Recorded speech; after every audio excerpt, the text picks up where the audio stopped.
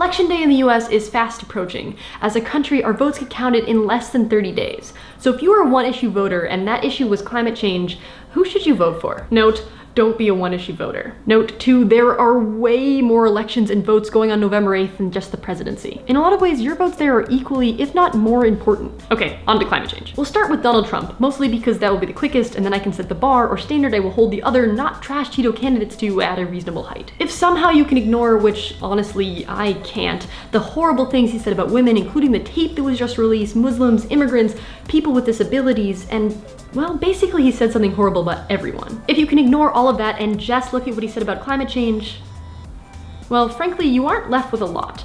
And most of it you've probably heard before. He's tweeted his climate change denial several times, that it's a hoax, and it's perpetrated by the Chinese, and it's actually freezing, so climate change can't be real. Ugh.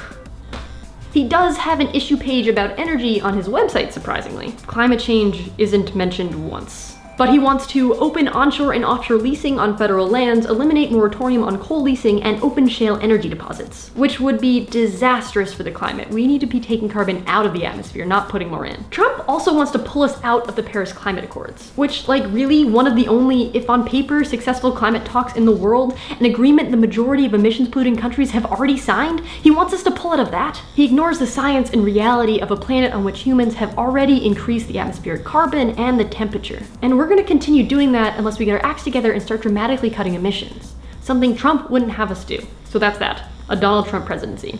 Which, by the way, the Sierra Club claims would give the US the only sitting world leader who denies climate change. Moving on, Gary Johnson. His website does have a section on the environment and affirms just how great the national parks are, which I heartily agree with. I even made a video. He also supports the existence and work of the Environmental Protection Agency, but thinks Washington politicians are too involved in the regulating industry to decrease emissions and questions the effectiveness and cost benefit of these regulations at all. Unfortunately, his website doesn't go into any specifics about the actions he would take so the federal government could, and I quote, prevent future harm by focusing on regulations that protect us from real harm. Whatever that means. For that, it seems we have to look at his statements, which is where Johnson's thoughts on climate change become, well, listen. Should we take the long-term view when it comes to global warming? I think that we should. And the long-term view is that in billions of years, the sun is going to actually grow and encompass the earth, right? So global warming is in our future. Granted, that video was from 2011, so here's one from July of 2016. Yeah. Gary Johnson, do you have a comprehensive plan to combat climate change? Do I have a comprehensive plan? No. But for one tiny second, he thought a carbon tax might be useful, so that shows some hope. Unfortunately, headlines scared him back into his more hardline libertarian position. So I would say it's pretty safe to argue that a President Gary Johnson would do very little about climate change. And his stance to deregulate the energy industry and allow the free market to determine the best energy source isn't going to help us meet the necessary goals to decrease the effects, particularly the ones we are already seeing, of climate change. At best, he thinks climate change is a non-issue. At worst, he would actively deregulate and defund the areas of the government that are working to combat climate change. And now, Hillary Clinton. Since announcing her candidacy this time around, Clinton's stances on the environment and climate change have continued to progress. Her website features posts on tackling the threat of climate change, rural communities and local and regional farming, and protecting wildlife. Unlike some of the other candidates, Clinton's web presence can go very in-depth on some of her plans and proposals. Like this post on Flint. The proposed goals are outlined, followed by her reasoning, which is generally heavily fact-based. Here, the dangers of lead are explicitly outlined, as well as plans to prosecute the criminal behavior that exposes communities to these environmental poisons. I've said it before on this channel, but it bears constant repeating. I think climate change is one of the greatest challenges right now that will affect generations to come.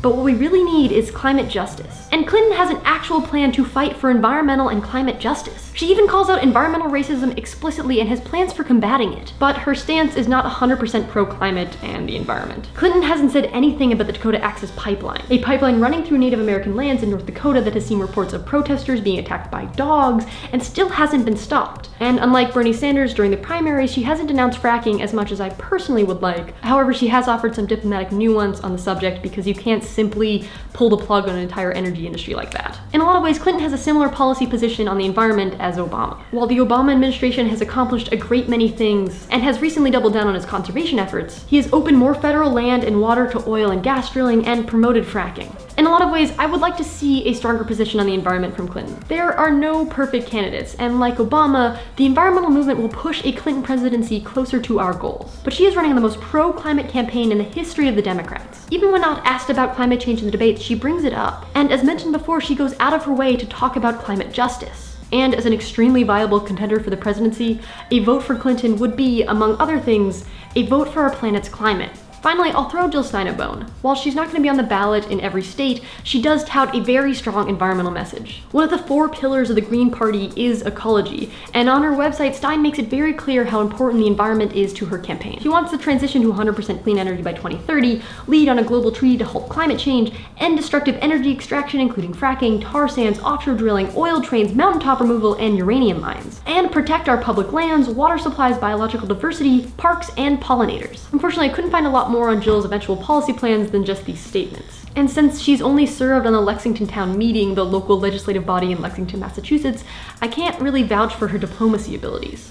Whether she'd be able to get these incredible and necessary but ambitious proposals to pass. She also has a slightly outdated view on GMOs and wants to put a moratorium on them, which in my personal opinion, attacking GMOs is only useful if you're using it to show the dangers of massive monocultures that are utilized by these large-scale agriculture companies in conjunction with GMOs, not because they're unsafe.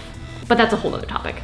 This was just a basic overview of the 3 major candidates, and Jill Stein, that are up for election to be the President of the United States of America. Granted, they've done a lot more talking on the campaign trail than I could possibly fit into this video, so I've included tons of resources down below. You can find my sources, additional sources, all sorts of ways for you to get more informed on the issues. If you aren't as excited about your choices as you could be, I highly encourage you to look down ticket. I've included down below a link to a list of Sierra Club endorsements, which is a great place to start to find a meter for where your local candidates stand on the environment. Plus, I've left copious links down below on how to vote, so please vote. Especially if you care about the climate.